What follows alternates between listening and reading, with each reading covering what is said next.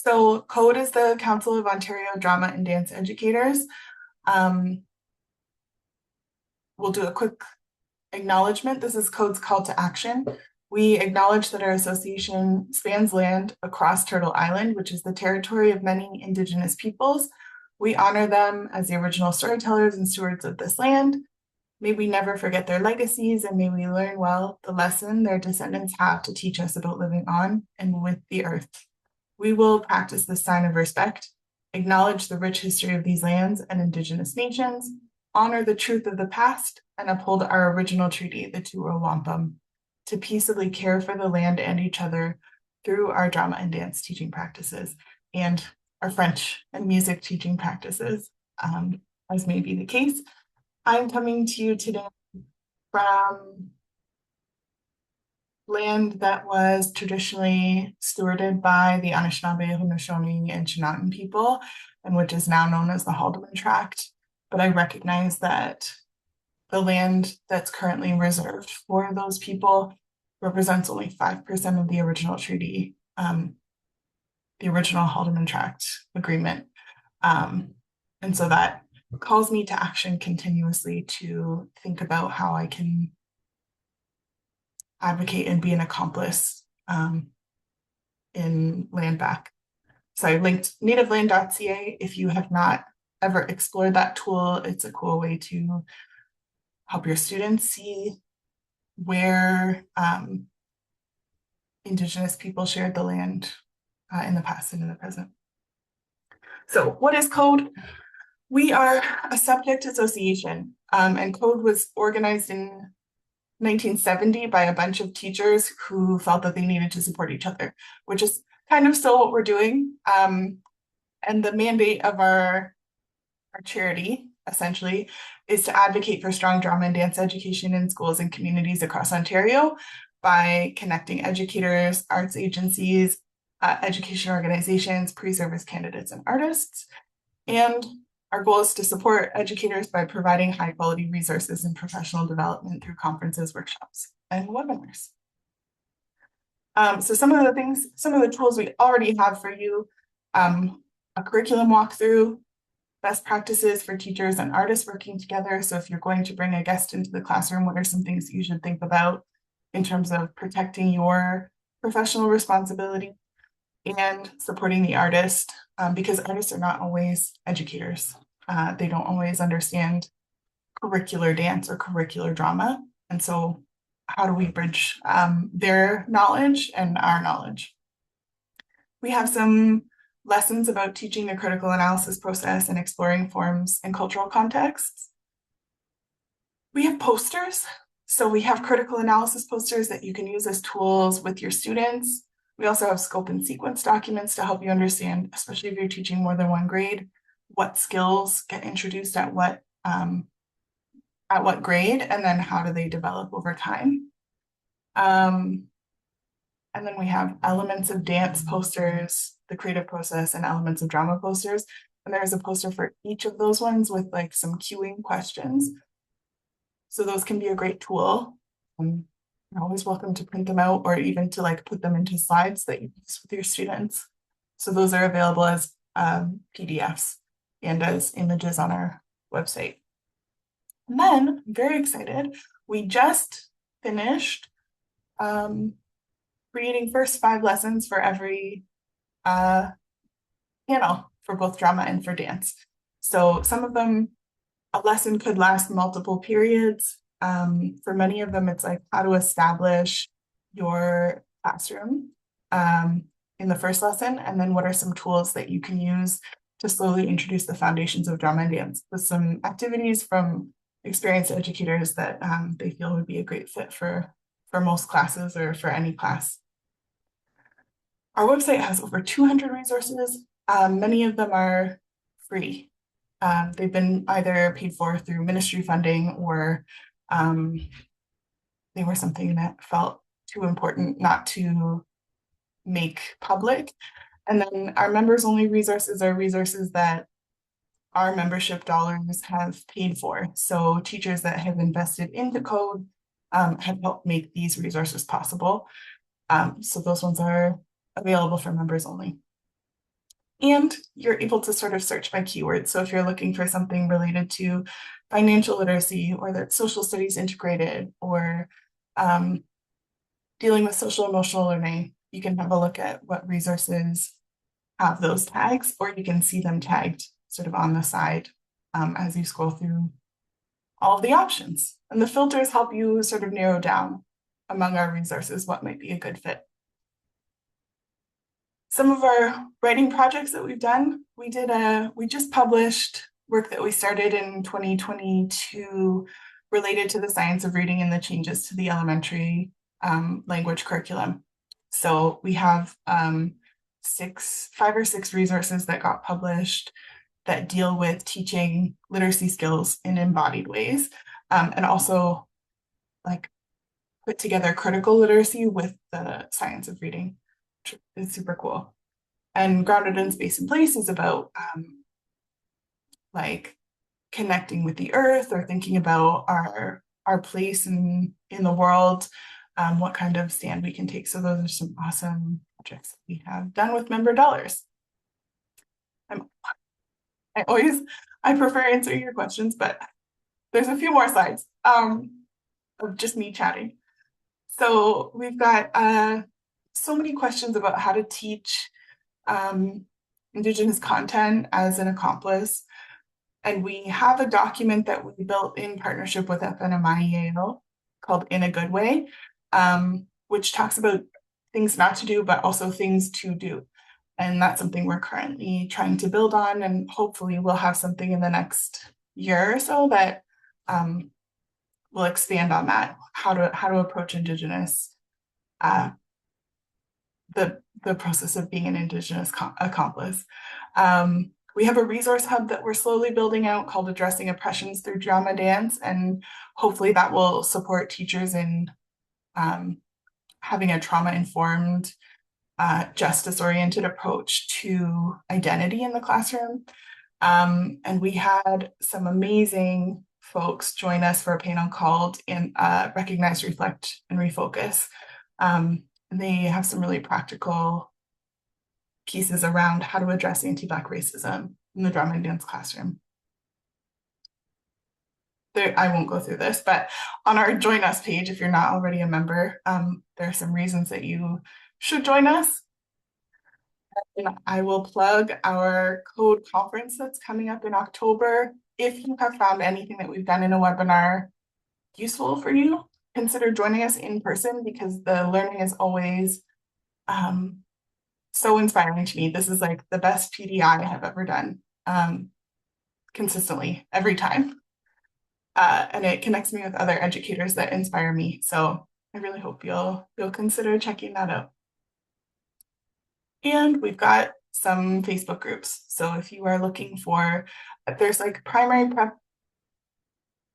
drama, like there's so many like general ones. These ones are specific and they're connected to like educators who have lots of experience in drama and dance. Yeah, so we're hoping that you'll ask your questions there too as the year goes on. Keep the conversation going. My final plug, we have a webinar coming up in September specifically for primary drama, and Patrice Waldron's structure is something that I have used every time that I've taught primary drama. It is an amazing way to create like a organized chaos with primary kids without like stepping on their innate creativity and their innate desire to role play. So you can find that one at Code Events, where you registered for this event. I'll open the floor to you first. Okay, Karen is asking, my colleague is teaching 3-4 drama and dance for the first time. What is your advice for getting started? So the first piece of advice would be that like setting your routines and thinking about the mechanics of like the space is going to be the first thing that you need to plan. So like, does she have access to her own space? Probably not. Is the classroom teacher okay with moving furniture? Is there an outdoor space that they can use? Are they able to book some time in the gym? Can that be negotiated? So that would be my first step, is like, what kind of space do you have to work with? And there's some advice about that in the, oh, she's teaching her own class for the first time. Amazing. So she can then choose. When I was teaching my own class and I did drama and dance, I made it a routine with students that we would push desks out of the way and bring them back. And that's something I rehearsed with them in the first week. So I was like, okay, when this music comes on, these are where the desks are going to go. And then we'll do our warm up.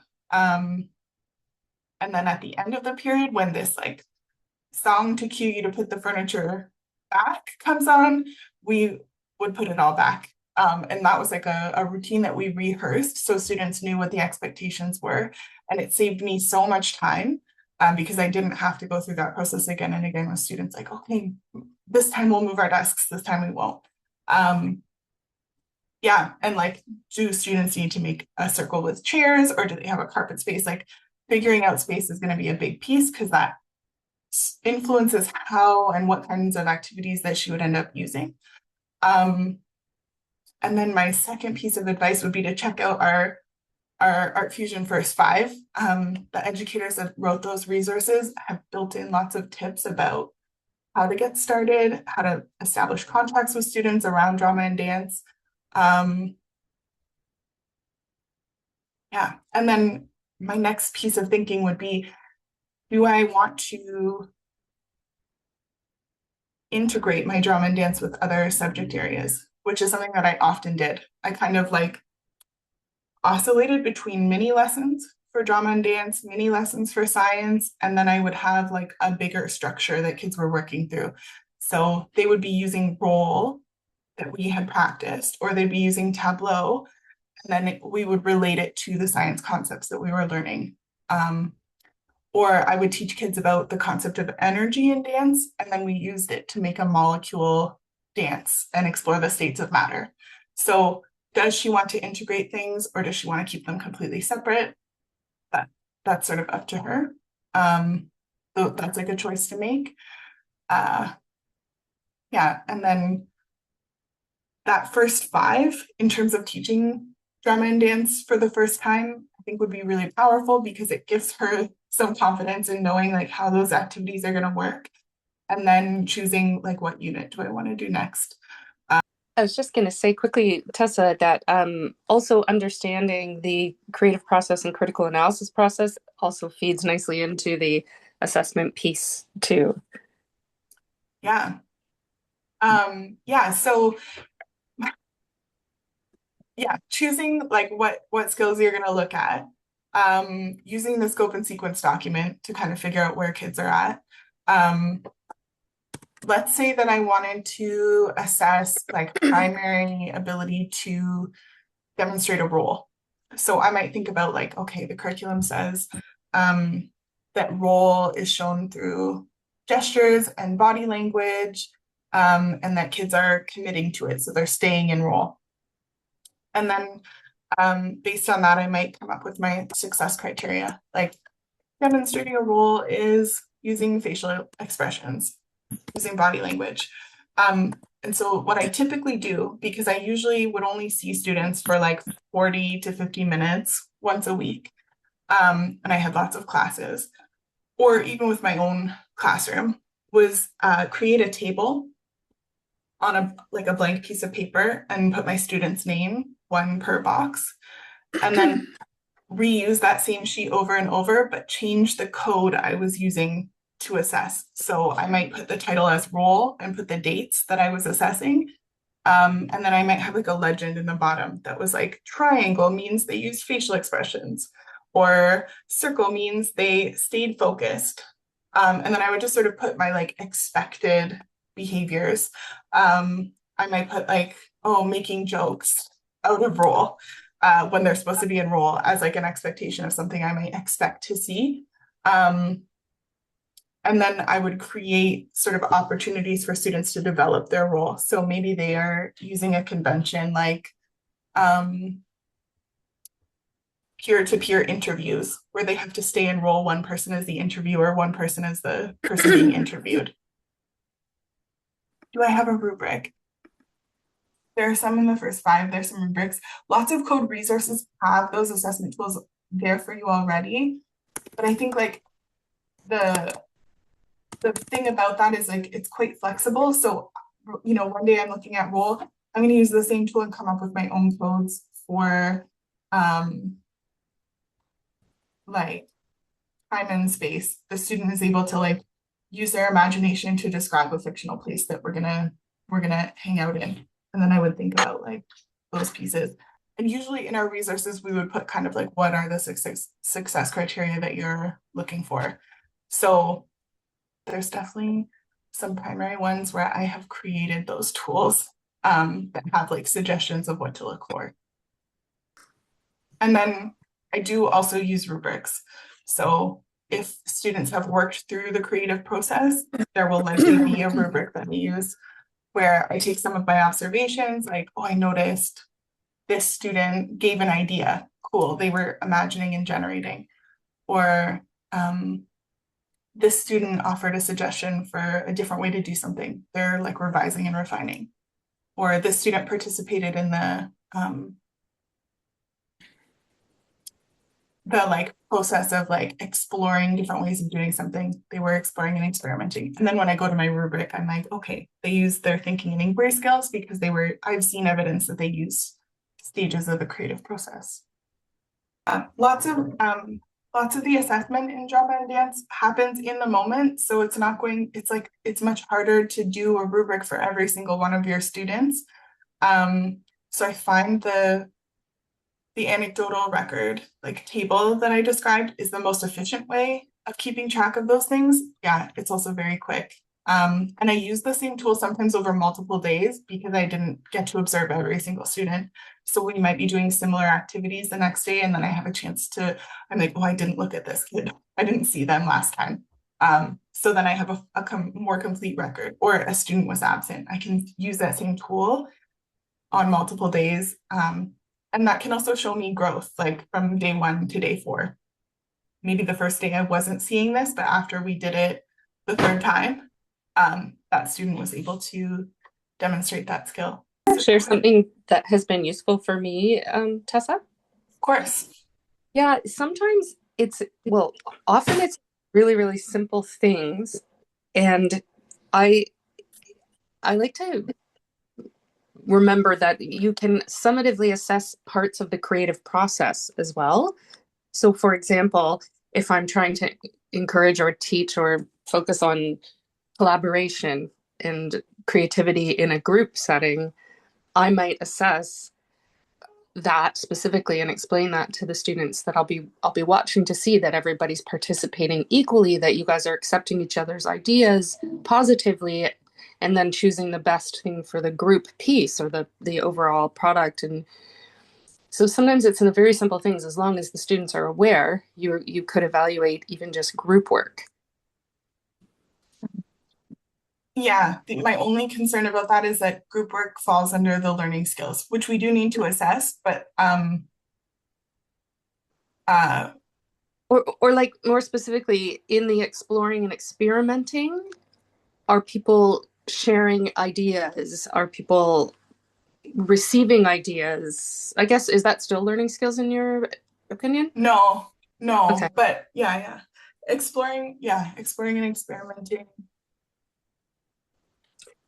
And Yeah, then focus during maybe even an initial sharing before a final presentation and things like that. yeah. Um, it's tough because like so much of drama and dance does feel like we're assessing participation. Um, but there are lots of ways to participate. So that is one way of participating. They shared their ideas, they maintained focus with their group, they were being a good collaborator. Um, what we can assess is like um, they tried out different ideas within their group. So their group suggested this one idea. I noticed that the student tried out that idea using a different level, or that student took an initial idea and like modified it in some way. And then there are students who might take on the role of like director. So they really are uncomfortable being seen. Um, or perceived by other groups. So I've had students take the role of director, and so then they are still contributing ideas and exploring and experimenting, but they might not be part of the final presentation, and that's okay. Mm. You're making me think, Kim, because something I feel is important to say is like the creative process is quite a long process. You start out with a challenge, then you generate ideas, then you explore, then you like plan and focus, and then you share and present, and the whole time you're revising and refining. It's a lot of steps. Um, we don't have to do all of them at any one time. And code is actually in our in our board meeting conversations is talking about how like restrictive that process can feel, and then how artists actually engage in many different types of creative processes. So you could, for example, give students an existing like tableau, like say, okay, like form your students into a thing, and then ask them, how would you revise this to make it more impactful? And then students are engaging in the revising and refining process and the critical analysis process, and just that one stage, but that can be an assessment. Um, Lots of like elementary drama and dance is not about performing until you get to about grade 7 and 8. It's really about building their like vocabulary, building their understanding of their own body, um, like all of these like foundational pieces. And it's really not about putting on a performance. So most of the audience that they have is going to be themselves. And most of what we're going to assess is going to be like their ability to get to know their own skill set, to like build on that, to like learn how to change their voice for a character or learn how their body language can be changed um, to represent different emotions and things like that. I'm just looking back through our notes. Yeah, like focusing on the process over the product is huge in elementary. Um, yeah, refining based on feedback. So, and like teaching kids how to give feedback. So that's something you could assess is like, is their feedback constructive? Is it based on criteria? And lots of formative assessment comes from like we call it side coaching. So the idea is you as the teacher are on the side and you are noticing what's happening in the group and then giving some general feedback. So you might see a couple of groups or everybody's standing at the same level in their frozen picture. And it's not, that was one of the success criteria was using levels. So you might call out to the class, like, how can you add some highs and lows in your image? Will it make sense? How can that make your image more interesting? And that is a form of assessment that you're engaging in. It's just not like necessarily something that you would record for a mark. Because they're in the process of like, they're in the process of creating something. So, oh, somebody asked in the session last week about the role of like self-assessment. I think that's also huge. We can't really assess how much a student connected with a role internally unless they tell us how much they connected with it. So students can have like huge internal processes going on and they're really connecting with that character, but they're not externally demonstrating it the way that we might expect someone to do. And so giving kids opportunities to journal if they have those skills, or to do short sort of like conversations, debriefing how they connected with the character. Those are all opportunities for kids that are less extroverted to share their engagement with what's happening. In primary, we've even got you can even use like thumbs up, thumbs down tools like, oh, I was able to, like respond if you were able to have a thought that you think the character would have, like thumbs up, thumbs down, and you can get a sense of who is really trying out those skills and who is struggling in a formative way. And then when you get to some sort of like summative performance or summative like creative process engagement, they might be ready to explain to you it using drama vocabulary or using dance vocabulary, those pieces that they have been practicing that haven't been able to show yet. I'm I'm also thinking about the moments where we do perform for each other. usually the audience is just the class itself, and lots of kids don't like to perform in front of the whole class. So a favorite tool of mine for dance is to have multiple groups perform at the same time. It diffuses the spotlight, so students feel less visible. But then, so like maybe half the group is observing and they're practicing their audience etiquette skills, and half the group is performing. So the group that's observing can see has lots of different things to look at. And then when you give like 2 stars and a wish as feedback as a group, there's lots to draw on and kids don't feel as judged. So I'll do that like even through process work. Okay, we're creating frozen sculptures to show the feeling of fear.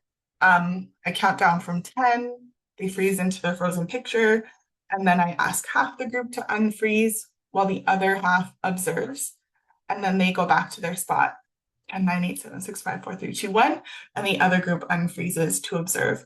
And then we can make some general observations. Oh, what did you notice about the sculptures? What did they do that was based on the things that we've been talking about or we've been practicing? It gives you a chance also to see half the group and to look more closely for a few seconds, to notice like maybe which kids are not quite getting it or which ones are having trouble committing to their role, and then thinking about how you can further support them. And thinking back to the how do you start teaching grade 3 and 4 drama, lots of games, because kids learn the skills really quickly through games. How to concentrate, how to stand still, how to take on a role.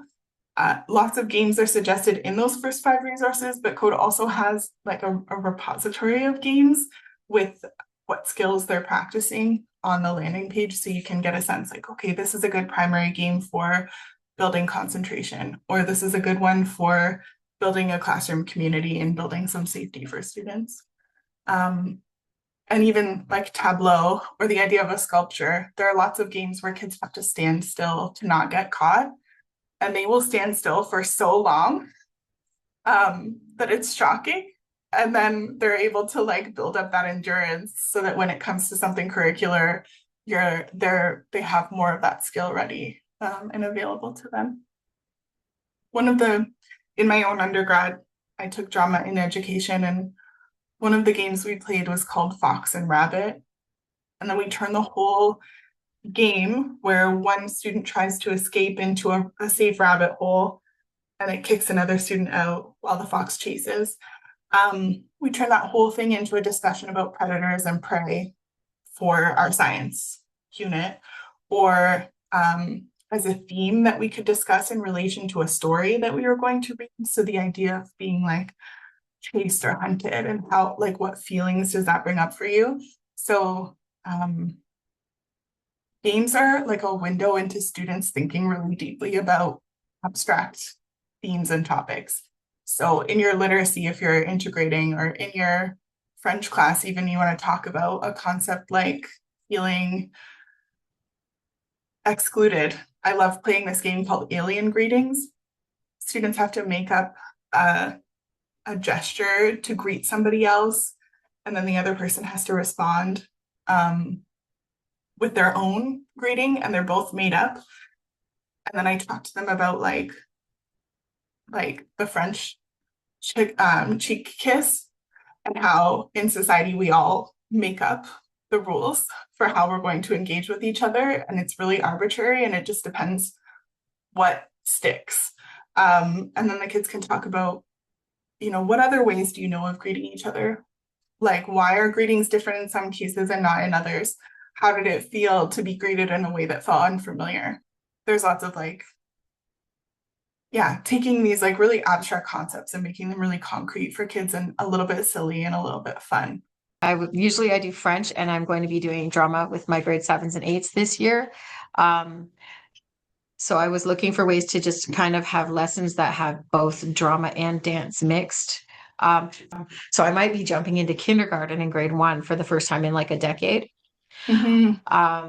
So I'm sort of looking for ways to kind of signal for attention, keep that attention, and have ways to speak to the little ones that are tried and true kind of methods of keeping them and helping them to learn drama?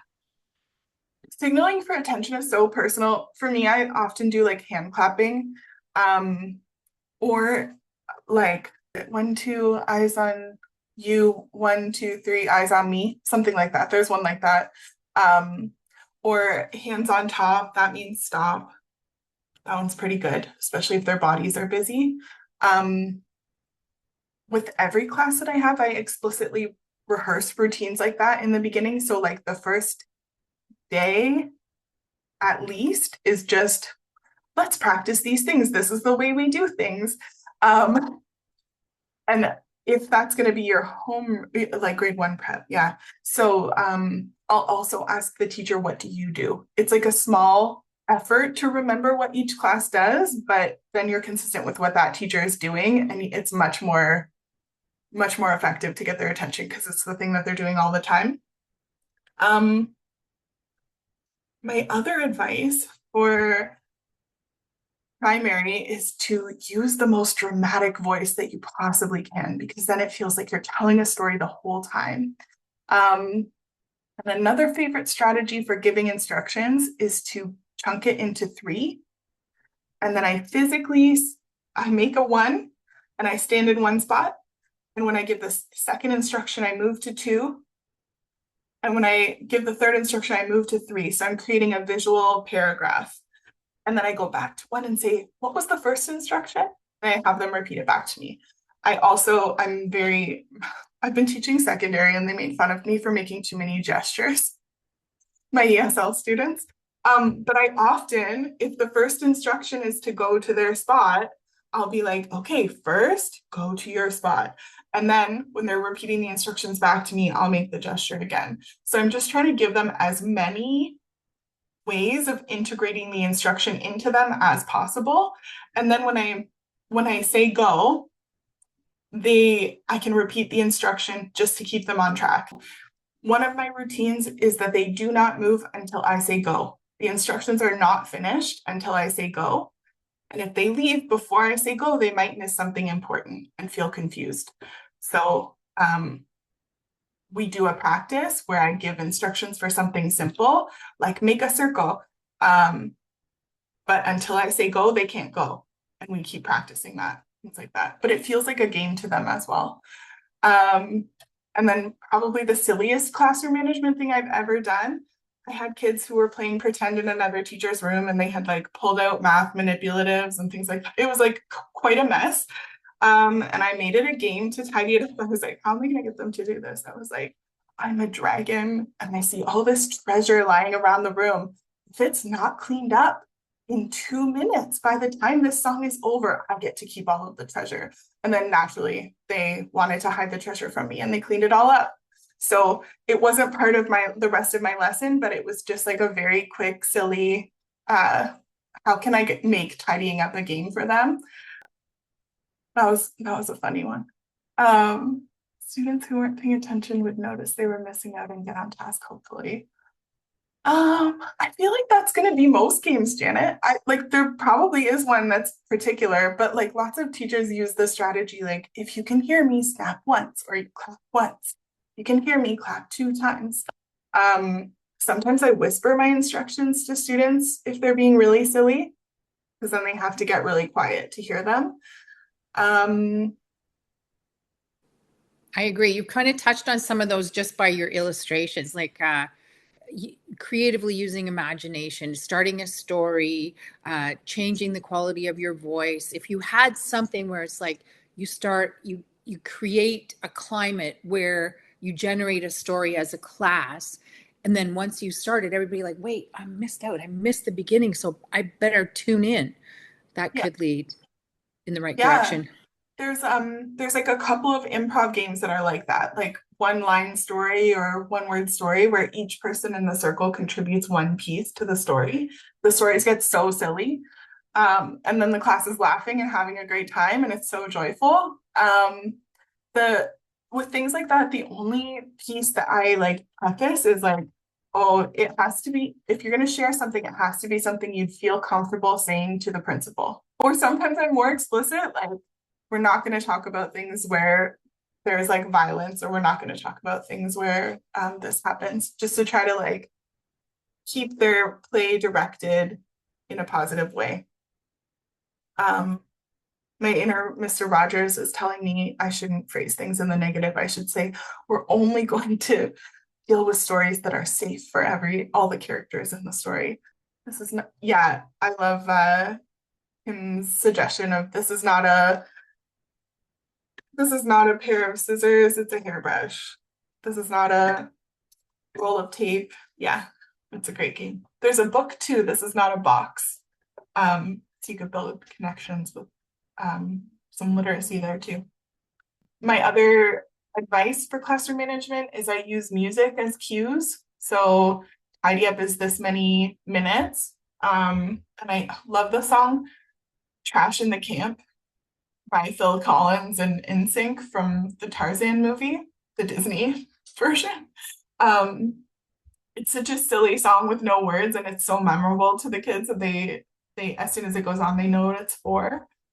I've seen drama teachers use like a tambourine for getting attention, or for transitions between tableaux. So if you want kids to do like 3 pictures to tell a story, and they need some way to get signaled, you can always count, but it's also very like much more theatrical to be like, when I tap the tambourine, you'll switch from one tableau to the next one. So then the kids are building their transitions between them. So sound is a great way to not be talking while you're giving instructions.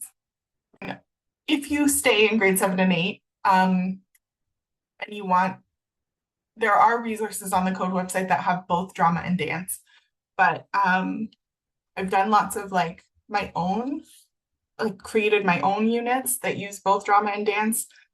And the distinction I think I make between the two of them is that dance is really great for representing abstract concepts, or for representing things symbolically.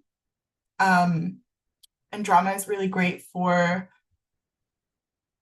encouraging kids to reason and justify and explore perspectives. You could like, if you're doing something to do with migration, let's say, like a geography concept, you might have students abstractly represent the idea of push and pull factors using dance. But then you might have students use conventions like writing and rule to think about how those characters felt in that moment. So then they're writing as a person experiencing that push and pull factor. Or you might have them as journalists reporting on the migration that happened and why it happened. Yeah, there's lots of rules outside of like being the person that are really helpful for avoiding like appropriating voice or asking students to take on roles where they really don't have enough life experience to hold those roles. But yeah, so like if they're an outsider that's still in the community, or someone who's observing but still part of that, like still impacted by what's going on, those are good roles to ask students to take. And it can also be like impetus for research. So if you're wanting kids to use the inquiry process in science and social studies, giving them a reason and a context is really useful for that. There's a code resource that I love for junior, because I taught grade 5 for many years. It's called Building a Community. And it's about 2 communities that live side by side, and the Ministry of Ontario wants to put a highway through the middle, and the students have to think about like their roles in the community and how they'll be impacted by that highway. And then later they find out that it's because there is going to be a landfill put just outside of the communities. So I did not require this, but I had a group of students who investigated the scientific functioning of landfills, and other kids investigating the health impacts And then we had a town hall where they got to express their views to the mayor about what the town should do. So like there was so much research happening on different topics that the kids found interesting. And then the level of work that they put into it to prepare for this town hall was so much more thorough because they had an immediate context where they were needing to like present that thing. So they were doing writing and creating PowerPoints and doing all this kind of wild stuff that I did not require of them. They just needed to be ready for this meeting. And that's like the idea of giving kids this role as an expert. It's a convention called Mantle of the Expert. And I just realized like mantle is manteau, so putting on the coat of the expert. Once they put that coat on, they feel responsibility and they feel an urgency to do justice to that topic, whatever it is. So you see kids that are sometimes disengaged, like having that urgency and that novelty really helps them want to be involved, even if they used to be too cool for it. I saw students last year in grade 7 doing something similar in their class when I was kind of in and out. But that just kind of made me think that we can always like collaborate with our, because I'm not the classroom teacher, but I can certainly find out what they're working on and try to use those things to as a tool to get the students kind of seeing a reason for what we're doing because it supports their other learning. Yeah. Yeah. And yeah, so like when I was teaching all of the subjects, I would kind of have these like mini lessons like, okay, we need to do a tableau for this next thing that we're going to do in relation to the big frame, the big context. So we're going to do a mini lesson on what tableau looks like. And we're going to play some games that get ready for tableau. We're going to create some that are not related to the context. And then when we go back to that big frame, we have that skill practiced and we can use it in context. The same way, like I can teach about physical and chemical changes, and then as like a mini unit in science, and then they can connect that to their research that they're doing about the landfill. So we've got everybody getting the skills that they need and then putting them into this bigger framework that like has that engagement piece that we want and also creates this like story. And all like the audience of that story is just the class itself. But it feels important. Doing a collaboration with the classroom teacher to try to like connect to the themes that are already being explored by the students, especially if you're only doing drama and dance with them, is great. And then you get to just look at and assess their drama and dance skills in relation to that theme. Like it's so flexible. The curriculum might have suggestions of things that you can do, but most of the specific expectations don't require you to do them. Like you don't have to do the examples that are in there. So it's really flexible to choose any sort of theme or topic. I often have folks that ask me for my long range plans, and I'm happy to share my personal ones, but code hasn't developed any because everyone's context is so different. And I often start the year by asking kids, what do you like? What do you care about? So we did a Minecraft drama because that was what was exciting for them. Or we did one that was about like outer space because the kids were really excited about the planets, and it doesn't have to be aligned with what they're doing in other classes either. But they might have interests that they don't really get to explore in their other classes.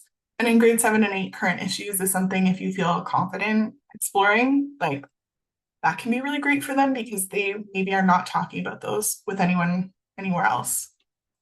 I just thought because I saw Janet's comment about the puppets, and I have a friend who uses puppets with her grade 4s and 5s when she teaches grade 4 and 5 for French. Like almost exclusively, they do this whole thing with puppets. They build puppets, they make the puppets have a voice. And she finds that even the quietest students who are so reluctant to engage normally will speak if it's their puppet talking. So I think that can be really useful in drama class when you have those really students who have things to say, but they don't want the focus on them because people do look at puppets when the puppets are talking. And it's just kind of, I think that's really cool. In drama, we think about spotlighting, and kids that do not want to be spotlighted the puppet creates a physical spotlight somewhere else. So similarly, like when you're having kids take a role, they don't have to be like the little red hen. There can be a group of 5 that are like the chicks. And so they don't have their own one role. They're sort of hidden within a group, or even the whole class can take on the role as one person. So if you're doing a novel study, the whole class could become the protagonist. And what's really helpful about that is that you get so many different perspectives and potential like conflicts going on. So students can think through like, oh, I really thought that this character was like this, but now I'm hearing other ideas, and that's deepening my thinking about this character and making them more three-dimensional. It also helps like tackle stereotypical ideas. And building the puppets fits into that concept of like exploring forms and cultural contexts. So you could look at different kinds of puppets around the world and like theater forms, and then invite kids with their own puppets to like create it or tell a story. So what kind of puppet feels right for them, rather than trying to like recreate puppets from other places. Just kind of like showing how all over the world people use puppets different ways. And yeah, if you're teaching visual arts, Stephanie says it's a great art integration. Could also be a really nice way into social justice issues as well. I guess it would depend what grade level or what division you're talking about, but the nice thing about puppets and the arts in general is you can discuss things that might not be so easy to talk about or share a standpoint on, because it's through a character, a role. It's not personal. So you could use that in a number of ways. So I suppose it would just really depend what level you're teaching. But students could, even if they're in intermediate, they could choose an issue that's important to them and work in groups and use the puppets, or not use the puppets, and sort of unpack an issue together. And maybe they're even creating a scene themselves around it, or they're working with a story that has touched them. And in the younger grades, I was even thinking about your town hall, the mantle of the experts, but maybe it's more related to that would be social justice already, but you could create your own or find your own, or whatever's affecting them in the moment in their lives currently. Yeah. And create a scene with the puppets around it, kind of thing. And another thing that was coming to mind a couple of minutes ago was in my intermediate French, core French, which can be done at any level, we created scenes. Like I use drama a lot because it was more intriguing and more engaging. And so we would create a scene. Say you have arrived in Paris. I would let them choose their scene, but it needed to be something useful, something that could happen in real life, and draw out the scene. And we interpret it in French, and then they act it out. And it was one of the most fun projects for them. But it was all useful language that could happen in every day. And that was one of the contexts. And so some really fun stuff came out of that. And a lot of language learning came out of that. That's awesome. Yeah, I was doing one of our units is called, I was doing a mashup of two of our units. One is called If Trees Could Talk, and the other one is a French one, like La Vie Secrète des Plantes. And I pulled activities from both of them. But my students got so like passionate about trees that they wanted to like share an environmental message. And that felt like an appropriate time to introduce performance. So I had them create puppets and write a script, so that we could record their video, because we didn't need to do a whole like drama production for the school about this message, but they wanted to consolidate and integrate all the things that they had learned through the course of this drama unit in a way that could be communicated. So at that point, we can explore like ways to communicate to a wider audience. And puppets was a really like efficient and effective way to have them work in small groups. And then, yeah, so that worked really well. And that sort of speaks to what you were saying, Kim, is like, as soon as kids get to a point where they feel like they need to share this, then we can start to explore production through our creative process skills that we've been practicing. But that's not a requirement in grade 2. So if my kids never get to a point where they feel like they want to share to a wider audience, we don't have to. It's just in grade 7 and 8 where we start to explore those particular skills through the creative process. Yeah. And music too, so great for memorizing words. Like it's amazing the power of just that being shifted into a creative type of mindset or an artistic mindset. So awesome. Yeah. I don't know. I can't like cite a research specifically, but I know that I've read like you learn things 10 times faster through play. So you can have students repeat the same skill over and over again in ways that don't involve play, but their brain pathways will not integrate it as fast as if you just did it one time through playing. I Yeah. believe that. I have a question. This is for Tessa, but also everyone on the call. I'm returning from mat leave part-time supply teaching, and it's been a while since I've supply taught as opposed to being a homeroom teacher. Does anyone have any things they love putting in their bag or games that they really enjoy? Because there's a lot of time that I find that either not enough supply lessons have been left, or the class has been doing really well, so you kind of, to encourage really good classroom management, you might, oh, maybe if we have some time, we'll play a game, that kind of thing. I feel like drama games are great for that, and it really helps engage the students. But if anyone has any favorite tips or tricks, please let me know. Sure. I have a whole bunch of different slideshows that I use for teaching on a regular basis. But because I work 0.8, sometimes, and as an arts teacher, you often get pulled to go cover a class. And I've certainly been in classes where nothing or not enough has been left. So if I can pull up a slideshow and engage students in a dance activity or some kind of a creative art activity. So I will have one for dance, one for music, one for art, composition. And then one time I just grabbed a photocopy that was left in the room and I had kids create a story about it and I had them work in groups. So you can just like off the fly, and then you could turn that into a drama activity. They loved That's it. cool. They were engaged Yeah. for the whole morning. That's I awesome. always have a bean bags, because you can do a lot of different things with them. Like there's that game where you throw it around a pathway and you try to throw it as quickly as you can. I don't know if anyone's ever played that. And then sometimes you use 2 bean bags and you try to throw it along the same pathway, and then you use 3, and then you have 3 and like one going backwards, and like you see if the kids can still concentrate. And that's like really fun. It takes a while. It's a good filler activity, and the kids really have to focus. So your room tends to get quieter once they realize that sound impedes the game. You can just throw it around and count how many times can you throw it without dropping it. Right. So you just try to break your, just so that kids, like, I don't know, it's good for teaching them that if you just whip it at people, you're going to make the class start over. And so you're just thinking, it's not the group thought process.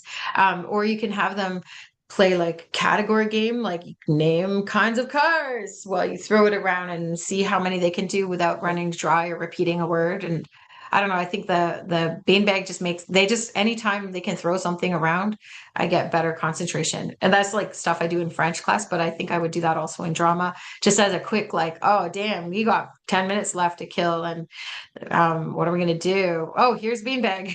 Let's throw it at someone, Yeah, I've definitely played that one before. When you say pathways, you mean like from the same person to the same person. Like, so they have to try to remember who they threw it to and who threw it to them so that they're ready. Is that right? Yeah. So like what we did first is when we do that activity, we you pick a person and throw it to them, and then they go down, like, so that everyone knows that that person is taken. And the first time through, it's not fun. You're just establishing who do you throw it to and who throws it to you. And then the second time you do that as quickly as you can.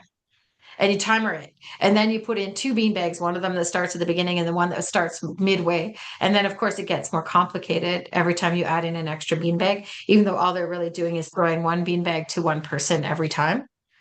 And then if they get good at that, then we try, but we try to maintain the same speed. So now you can have like 4 or 5 beanbags all zipping along the same path.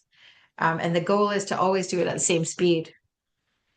But it never happens because the kids will start getting all like, bah. But then you can also use it as a discussion, like what went wrong? Why weren't we successful as a group?